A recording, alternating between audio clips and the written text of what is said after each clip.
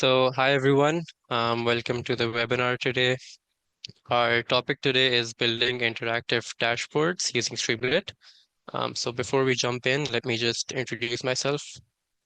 As mentioned, my name is Yuri Delai. I'm a data analyst here at Data Science Dojo. I mainly specialize in data visualization and analytics. I use tools like Microsoft Fabric, Power BI, and Python, R, Tableau, and as you will be seeing today, Streamlit as well. So today we're going to be covering a few things. So first we'll have a look at what exactly Streamlit is and why do we use it. Then we'll go into a hands-on session where we'll learn to set up Streamlit, understand its core structure, we'll learn to build an interactive dashboard or web app, and we'll learn some of the different features that it has to offer. Right. So first of all, since we're talking about dashboards, why do dashboards even matter? So first up, you have your static reports. Now, static reports are like PDFs, Excel reports, or slide decks, which are great for presenting data at a specific moment in time. However, they do have their limitations.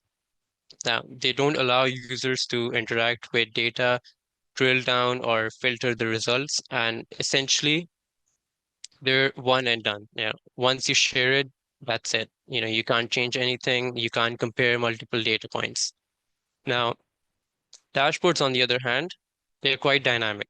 They're connected to a live data source or data sources, and they can reflect real-time updates. They can give users the ability to interact with the data. You can filter by different dimensions. You can compare metrics side by side, and you can dive deeper to view more insights. Now, that's the kind of interactivity that teams would look for, companies would look for to make fast data-driven decisions. And that's what makes and dashboards make data more accessible and actionable. So since we're talking about Streamlit, what exactly is Streamlit? Now, Streamlit is essentially just an open source framework for building web apps using Python.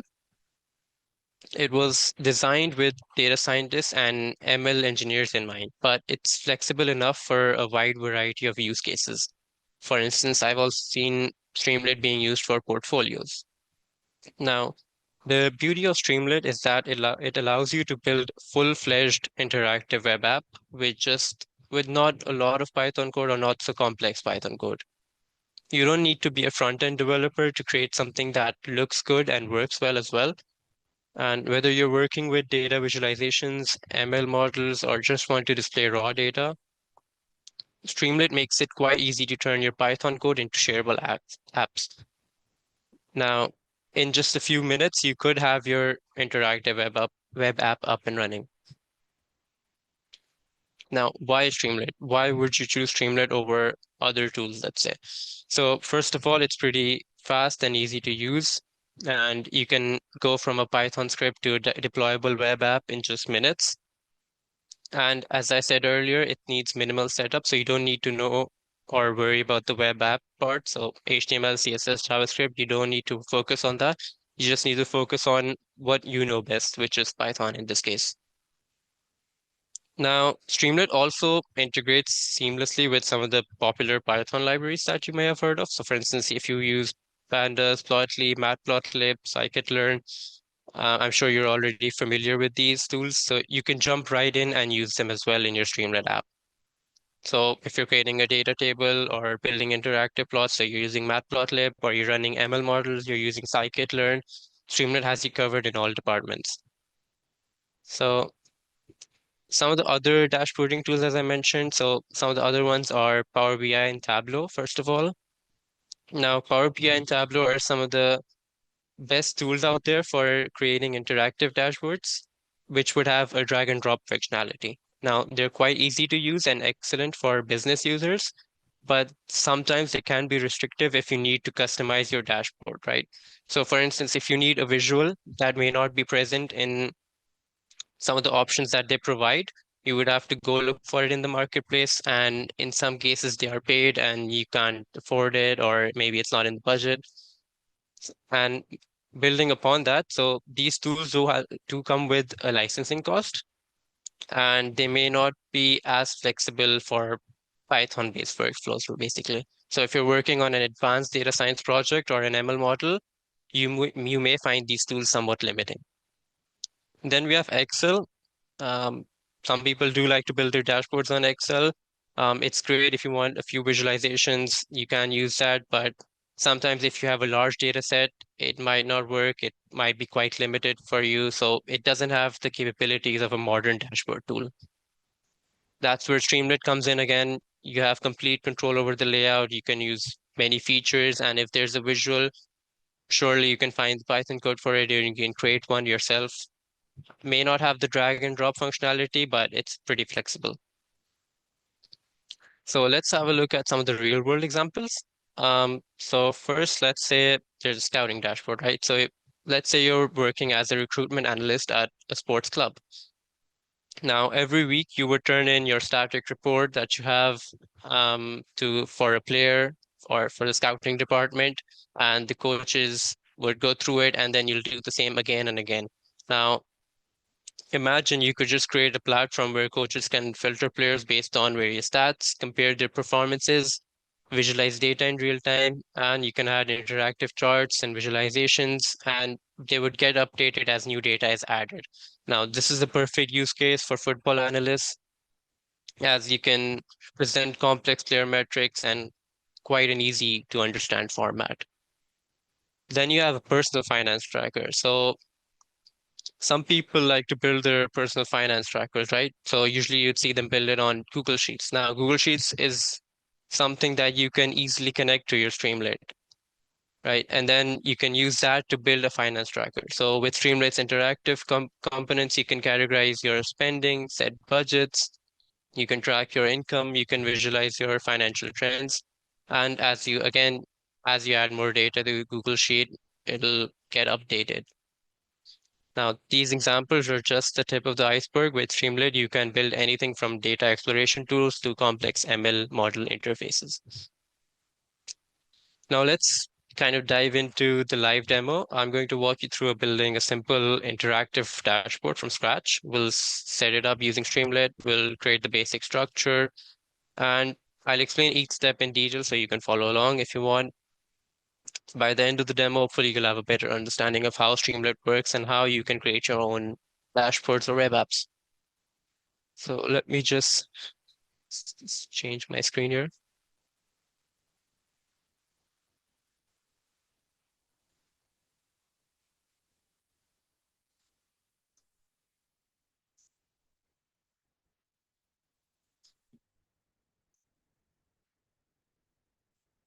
Can you confirm if my screen is visible?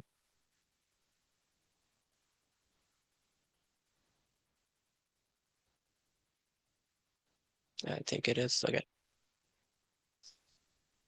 So over here we have a supermarket sales dashboard, right? So this is built using Streamlit. So as you can see, there are filters here. You can select different branches, let's say, and it would get updated almost instantly. You have different visualizations here. You can look at sales and ratings by product line. You can, by customer type, you can look at the sales by payment method. You can look at the sales trends over time as well. And you have a date filter as well. So let's say if I want to see till only January. So there you go. It gets updated and it's hosted using GitHub. So if I click over here, it'll take me to the GitHub code and there it is. So let's try to replicate this. So if you go over here and so this is the same code, and what we want to do is we're just going to create a new text file. So first, so I've created a requirements.txt. Now what you can do, you can write some of the libraries that we'll use. In this case, we're going to use mainly Streamlit. We're going to use pandas. We're going to use Plotly. So you can just create a requirements.txt, and I've created a Python environment. You can either create a requirements.txt. It would be necessary for Streamlit, but you can also install using pip install. But in my case, they're already installed. So you can just do this and run it and install the library for you. So what we can do here, we'll just name this as app.py. And let's import the libraries, right? So import Streamlit as ST, import pandas as PD.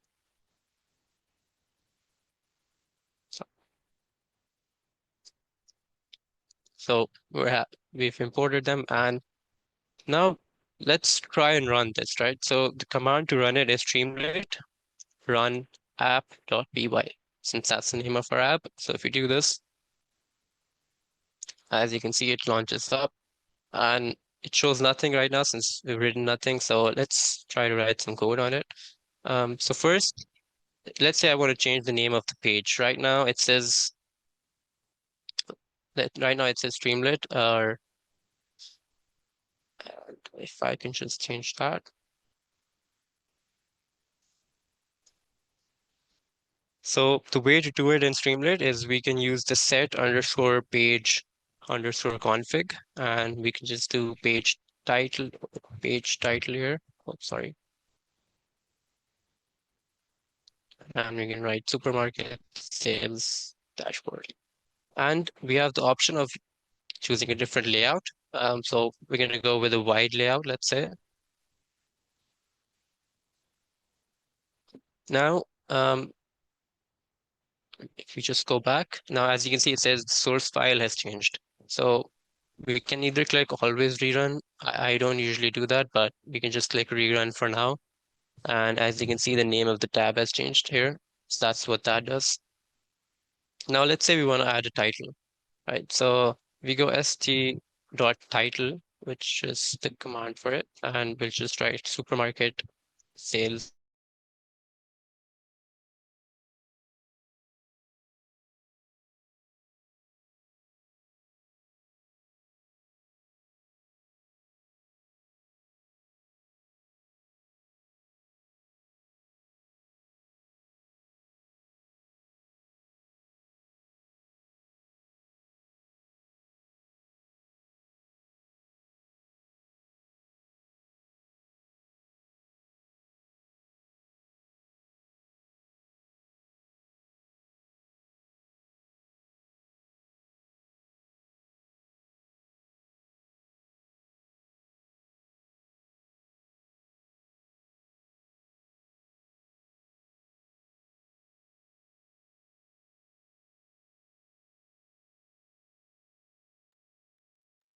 Apologies for that. Hello, I your disconnected. screen got stuck. Can you reshare Yeah, again? sorry. No worries. Just disconnected for a second. Sorry. So as I was saying, let me just take it back. So st.title is the way to write supermarket sales dashboard as a title, right? And show it up on the Streamlit. So if I go over here, it says supermarket. Now, a way that I did it and it's totally optional right now. You can write some HTML and CSS. So it's okay if you don't understand this. It's entirely optional. So I can write the background color here. I can give it some padding, and I can write a heading tag. Now, again, it's entirely optional if you don't understand. But what it does is if you just go here and rerun, now look at that. Now you can add a logo there. You can change it to any color you want. That's entirely up to you. If you want, for now, we can just keep it like that. So let's try loading the data now. So we're going to define a function called load data, and we're gonna give it a argument or a parameter. And we're gonna use the pandas function read underscore CSV. And since the name of our file, it's since you just given it file path, we'll write file path. And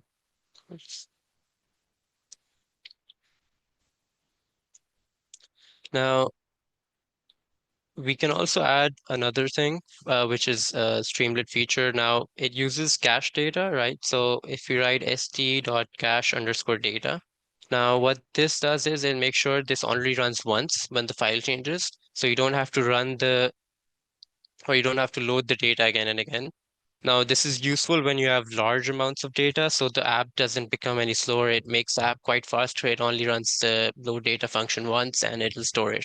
So that's quite useful here. We can use it here. I mean, the data that we have today isn't quite large, but we'll still use it. So what we will do is data.path, and we'll give it our path, which is supermarket underscore sales dot CSV, and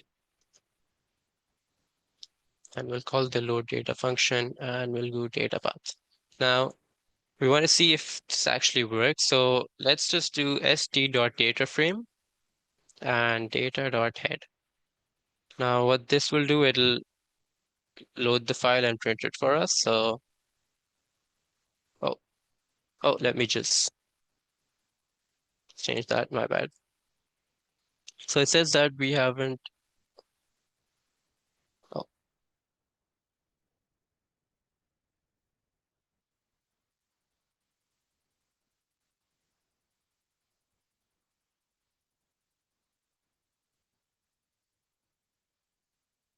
wait, let me just look at it again.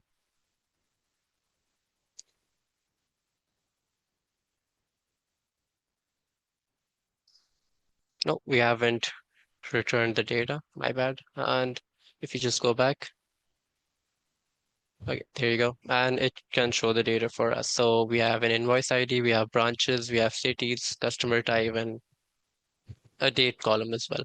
So one thing about this, so the date column, which we have here right now, is a text column. So we want to use this for filtering later, and it won't allow us unless we change it, right? So a way to do that is we can just change this function here. What we can do is we can write date and PD. Now pandas offers a to date time function.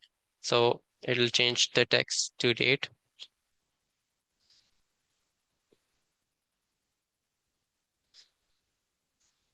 And now, as you can see, it's in the date format.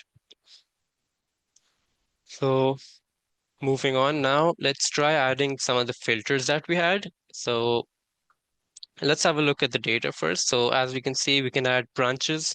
We can add city. Let's try adding branches first. We'll add product line.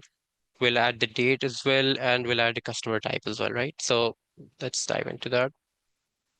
We can erase this for now. We'll add it later. So in Streamlit, it's called sidebar. So we can add a sidebar header as well. So we can call it filters. Now let's call in the parameters that we want. So selected branch is sidebar. So for the branches, we want a multi-select option. That means that we want to select multiple branches at once, or we want to select one, or not none, but at least one of them. So we can use the multi-select option here. So over here, what we'll do is we'll just add select branch. And the options that we want are data and the branch column. So there we go. And we want the unique values only here. So, and then by default, unique as well.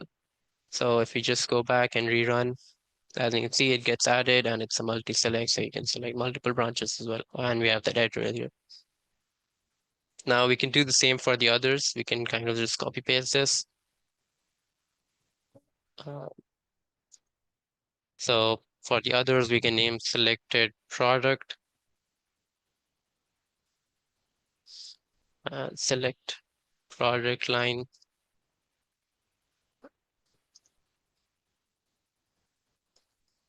and here as well. And then the last one, we want customer. So selected customer. So select customer type.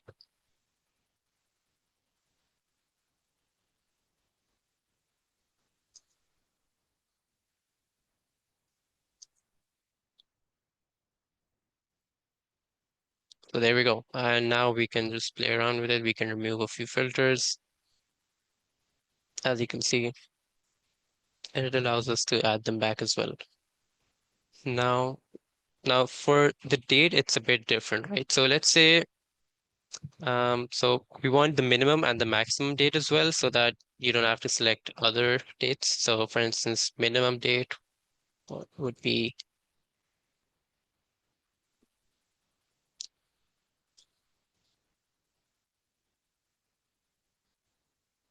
and we can kind of do the same with the max.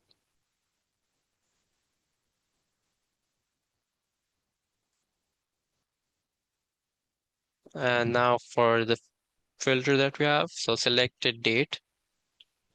And in this case, it would be called a date input one. So sidebar dot date underscore input.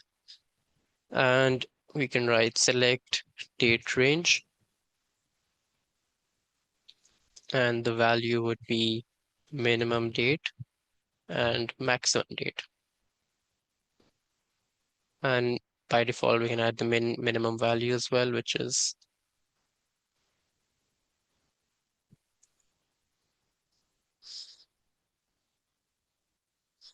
now, if we just go back and rerun, oh, oh, sorry.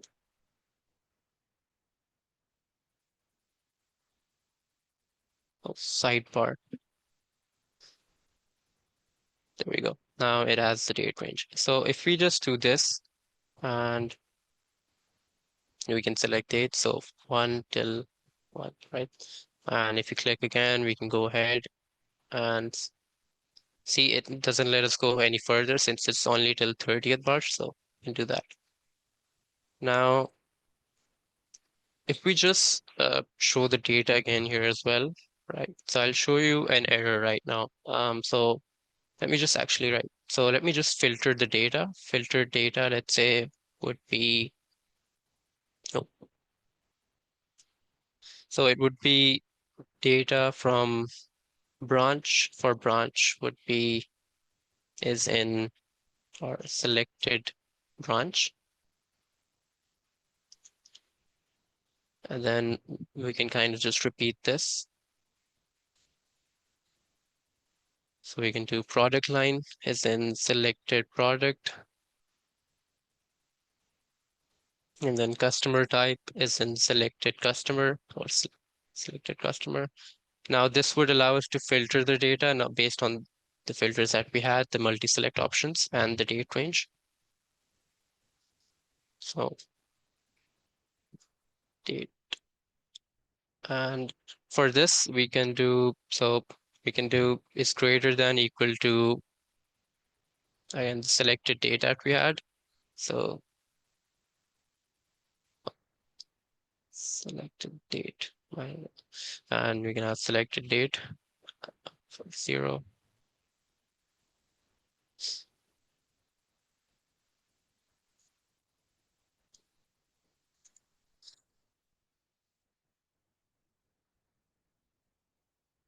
And less than equal to selected date for,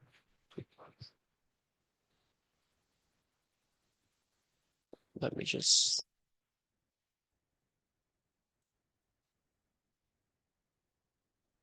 we just add the date time again for now.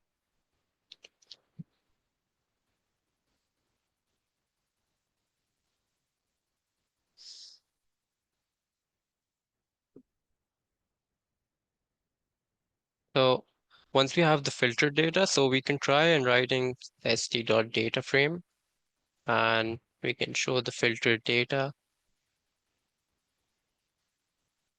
So if we just filter it out, let's say we just want branch A, it's easy, it just shows branch A. Now, one error that I want to show you is exactly this one. So if we just select one option, so it says index out of range. The reason why it says this is because we let it filter the data and we didn't select the date here as well. So it doesn't know what to do here. So what we can do to change that, we can just add in another check here. So if not selected date, let's say, or length of selected date is not 2, so we don't have 2 inputs, we can just give a warning here that please select, oh, please select a valid range, a valid date range. right? And we can just do st stop. So if we just rerun and we select again,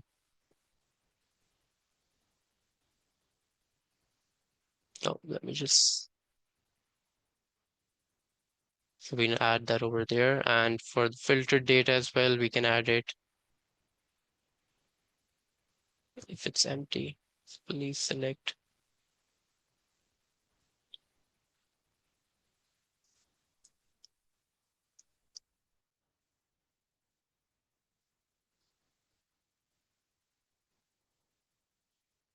So there you go. It says please select a valid date range. So if you select it now, let me show it properly.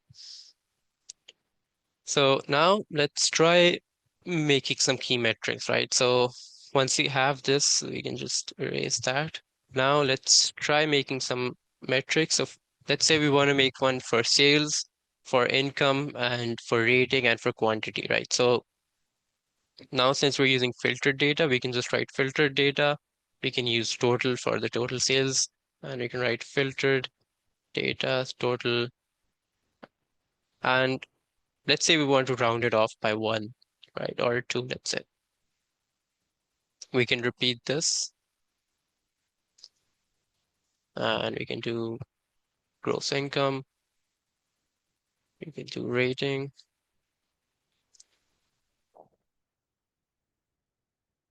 And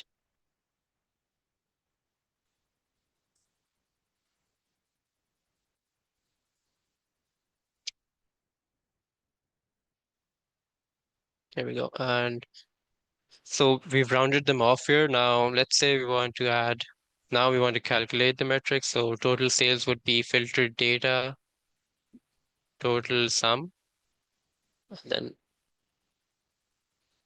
same everywhere. So total income or gross underscore income, and then total quantity and average rating, right? So again, same here as well.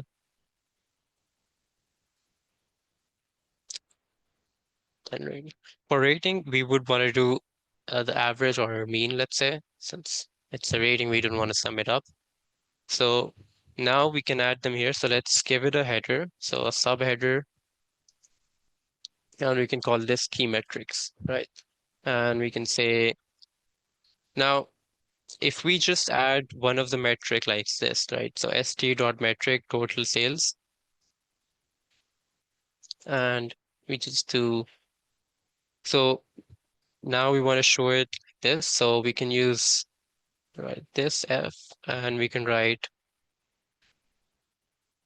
um, total sales.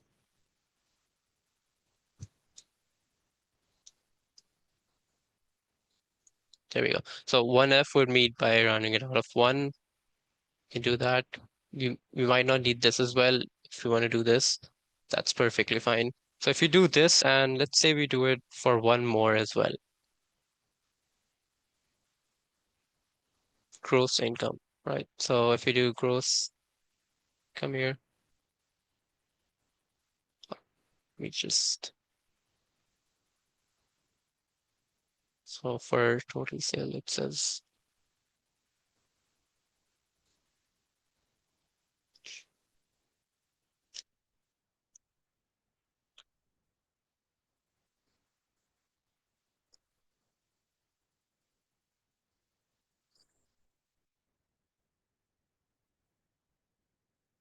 let me just fix this.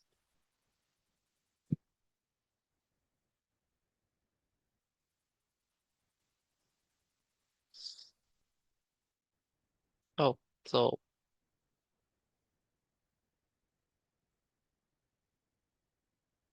okay, so if we do that, I think there might be some issue with I didn't write value, but yeah. Oh, I wrote the full stop before. But if you do this, for instance, so as you can see, it shows it in a row-wise format, right? So we want them side by side.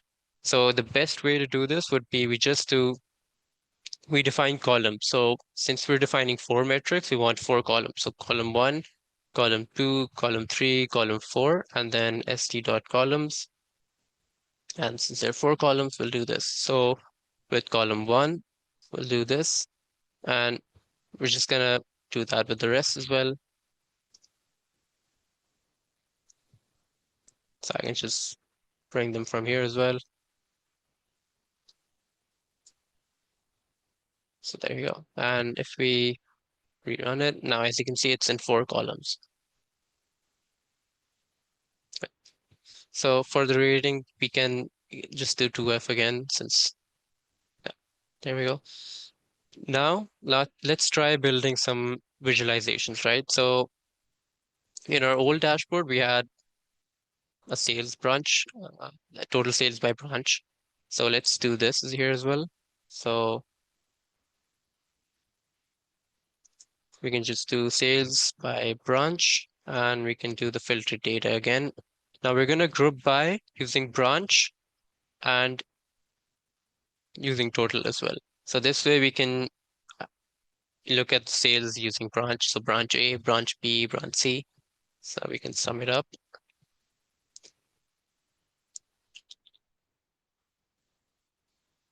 And now let's just,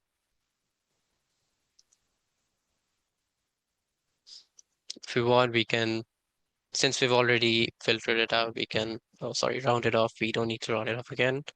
And we can give it a header again here. So sales, total sales by branch.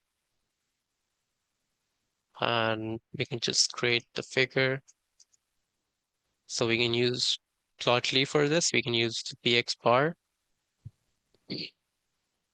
So we can use sales by branch. And so for x-axis, we want branch. For y-axis, we want the total. For title, let's say, we can just set it as total sales by branch. Text, let's say total. Now, there's one more thing here. Now, if I just run this, for instance, let's just say, let me just run this first and I'll show you something. So you just do Plotly charts for now.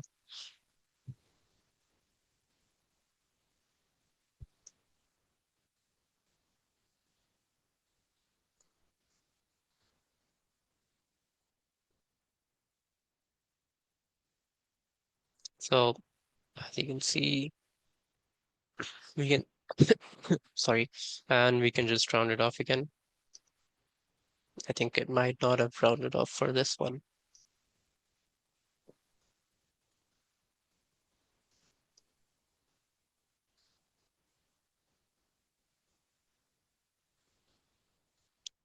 So as you can see, now let's say we want these to be kind of a continuous color, right? So as you can see, it's kind of messed up. It's a dark blue, kind of green here, and a pinkish color here. So there's a function called color discrete sequence.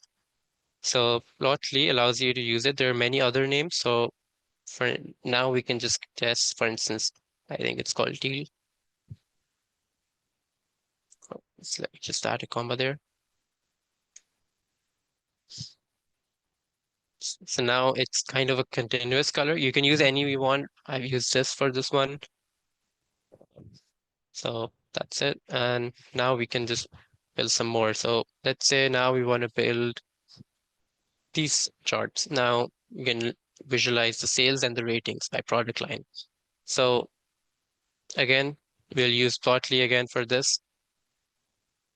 So we'll do sales by product first.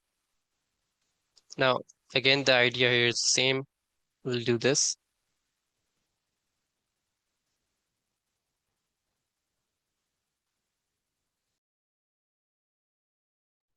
Sorry for that. And you can just do product line. You can total it again, you can use total here again, sorry. And then you can just do sales by product, or let's say average rating by product. Let's say, let's just use average rating for now. Let's not round it up for now. Average rating. And for this, we can do,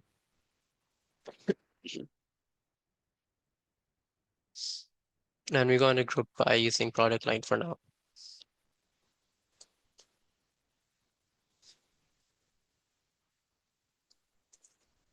So now we can round it off using the same method.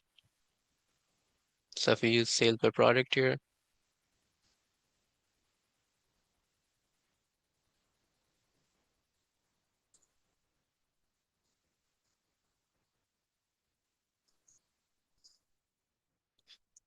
and again, we're going to give a header for this.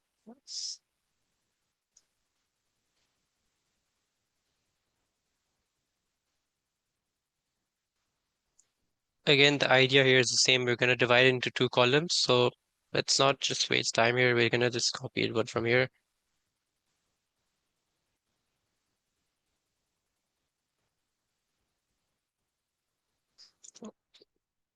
We're just going to copy it from here and sales by branch. Sorry. So there we go. And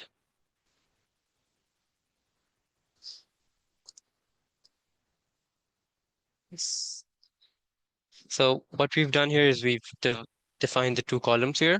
We've done with column one, we've used px.bar again. We've given it x-axis the total and y for product line. We've given the title. And here we've given the discrete sequence here again. For now, we'll use plasma and other one. Same here for product line, for average rating as well. So let's just save this. And if we go back and so there might be an error here. Yeah.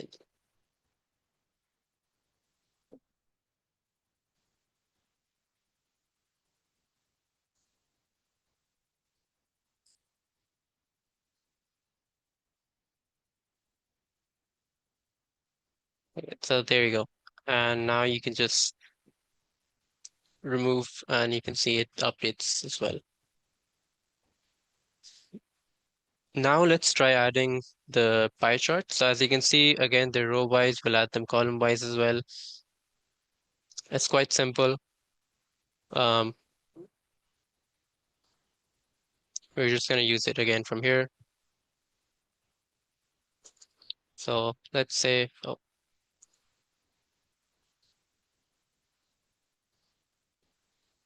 so we're just going to take it from here. Right.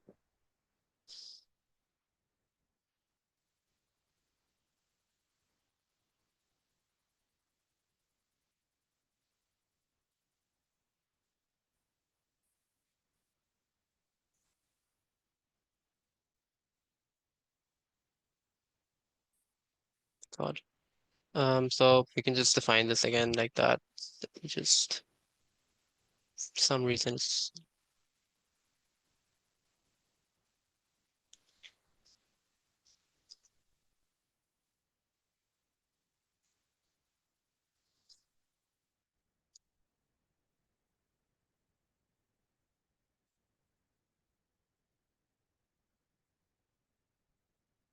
Oh, let me just, sorry. So we'll just bring this all in for now. Um, so again, we've grouped it by using customer type and total for each of them, and then we've rounded them off as well. And then for pie chart, it's kind of the same px.bar, and now we're just using px.pie, and then you just have to give the name and then the values that you want, and then the color discrete sequence if you want it, and then the color for customer type here. Same here, we did that px.py here as well. If we want, we can do the width column again here as well. So, but for now, we're gonna let it stay the same. Let's say,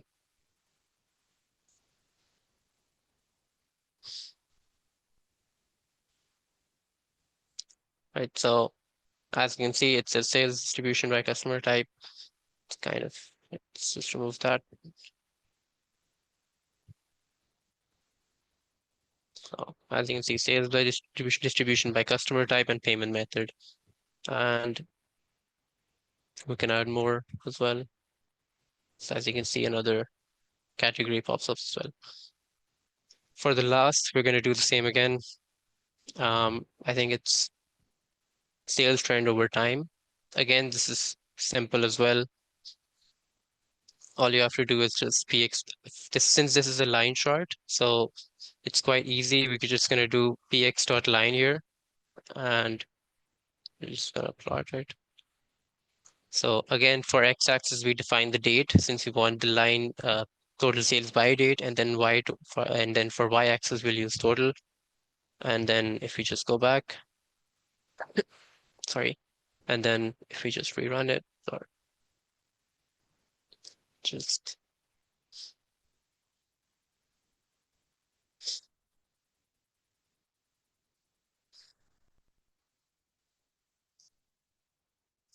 since we only had one date selected, we just select a valid date. So if you look at it now you can, if you can hover over it, since I said interactive, and so if you just hover over it, it will give the date and the total for that day, any of them you want. Now it's kind of almost the same, except we just didn't use st.markdown for this one, and we used it here. That's entirely optional. You can use that if you want. Now, how do I deploy this? Now, the one that I showed you here is already deployed. So if you just go to GitHub, so we'll just go over here. So the easy way to deploy it is just if you have your own GitHub account, let's say I would like to um,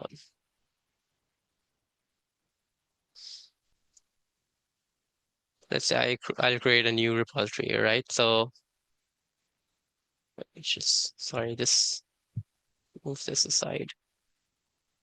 Right. So if you just create a new repository here, we can name it anything we want. Let's say the webinar dashboard. We can add a description and we can just create the repository here. In my case, I've already made one, as I showed you. You can just upload the files there. Once they're uploaded, you've uploaded the requirements.txt. As I said, you include the libraries here. You include the CSV file here. And you just go back here to share.streamlit, and you just have to click create app. Now here it gives you the option of deploying a public app from template. So if you just click this, you can look at it. Like for instance, it already gives you some templates to work with, so you don't have to create a blank app, but we've already made one. You can just click deploy now.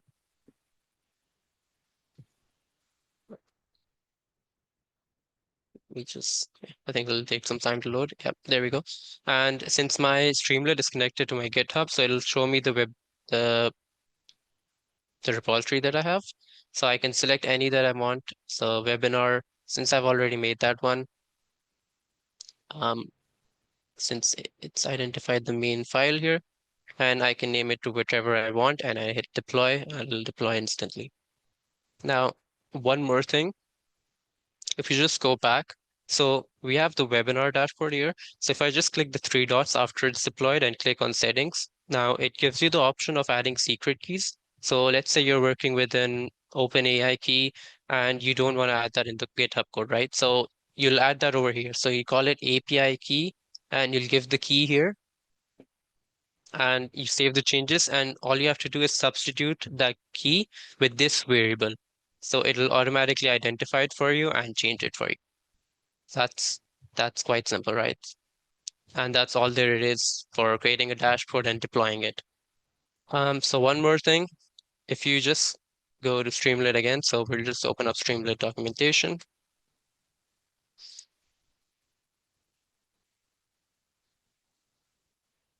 Also, let's just open up Streamlit documentation databases. So as I mentioned, you can connect Google Sheets. So today we just use the CSV. So you can connect many of these databases. You can use a public Google Sheet. You can use a private Google Sheet. And if you click on any, it'll show you how to do it. So that's quite simple. So let's just move back. Um, so use some other resources that you should know about. So Streamlit documentation, as I just showed you, it's quite resourceful. If you use it, you need to know about any function, you can just search it up. I just show you right now again. And then when you're creating dashboards, sometimes you hit a dead end, you don't know what to do. You can take inspiration from the Streamlit gallery where they upload different dashboards and web apps. So you can take inspiration from them. You can look at their code. I'll just show you again. And the best way to learn is you keep experimenting. You keep making different web apps. You keep making different dashboards, and that's how you learn. So let me just show that again. So if I just go back to Streamlit, and so let's say I click on concepts for deployment, it'll show me anything. If I search it up, let's say I search, since I don't know about Markdown, I'll click Markdown, st.markdown, and it'll show me how to use this, and it'll give me an example as well. So here, st.markdown, it's done in italic and then in bold, a bold one. So Streamlit would be italic and then bold. So that's how you use Markdown. You can use it in a bit more advanced way as well. You can add, for instance, colon red, Streamlit. So that's quite simple. And for the Streamlit gallery, all you need to do is just go to Streamlit gallery. Now here they share different web apps for people. So you can go to trending ones. So if you just click on, let's say Streamlit made one. So if I just click here, it'll open up and just give it a time. So there you go. And that's something made by Streamlit themselves. So you can use their OpenAI key. For instance, they've made it as a chatbot. So if you just click the GitHub code here, it'll take you to the repo and there you go. That's their code for it. They've used different Python files. They have the requirements.txt as well here to look at the libraries that they've used. So you can take inspiration from these dashboards or web apps that they upload. So I guess that's all from my side for today. Um, you can connect with me on LinkedIn. You can reach out if you have any questions. Right now, I can have a Q&A. If you have any questions, feel free to write it in the chat. So let me just open up the Q&A section.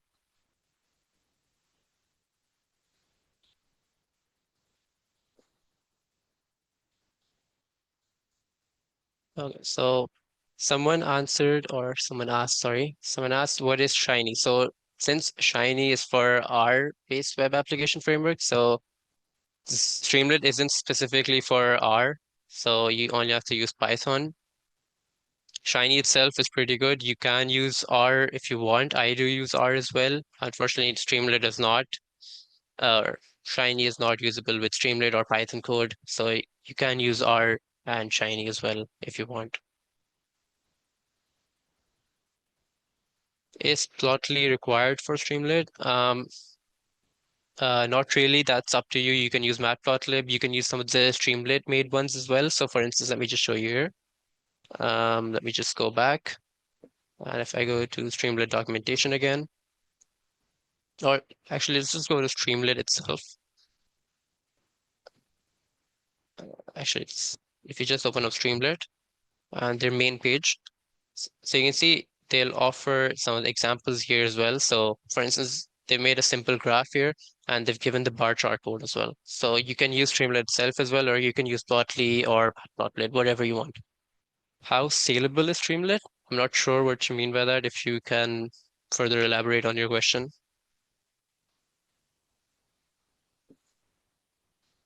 I myself haven't deployed the app on Snowflake. Many people do use that option. You can, if you want, that's entirely possible to do that.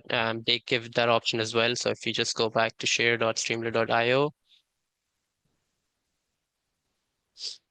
and you can create app, you can, unfortunately, this uses a bit of a, since this is company or enterprise solution, you would need a pricing solution or you would need to pay for it, I think. Yeah, you need to sign up for Snowflake. You can use whatever LLMs or AI that you want Streamlit. I'm not sure about Cortex. I haven't used that, but I think, as far as I know, I think I have seen some Streamlit dashboards using that. Um, I don't think there's a limit. There is a limit. It does get a bit slow if there are many people. I have seen 30, 50 people use my dashboard at the same time, and it works perfectly fine. Again, do remember to add the cache data for it, since that would allow it to store the data so that it doesn't crash once people are opening it again and again. So many people can access it at the same time. You don't need to create a virtual environment. That's entirely up to you. I just said that. I mean, it's usually good practice to do it. I would recommend doing it, but again, it's entirely optional. You can use Pickle or Joblib. It depends. For me, I've used both. You can use either one. Doesn't really matter that much. I would recommend Pickle, I guess.